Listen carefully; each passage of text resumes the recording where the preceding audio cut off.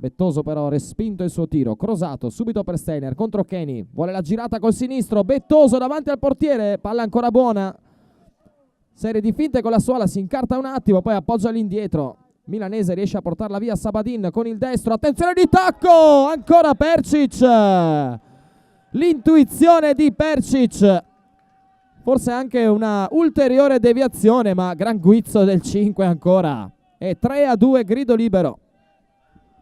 In 2 minuti tutto rovesciato, tutto ribaltato. Ora prova Sabadin direttamente da centrocampo in pratica. 5 minuti allo scadere dei 50 regolamentari.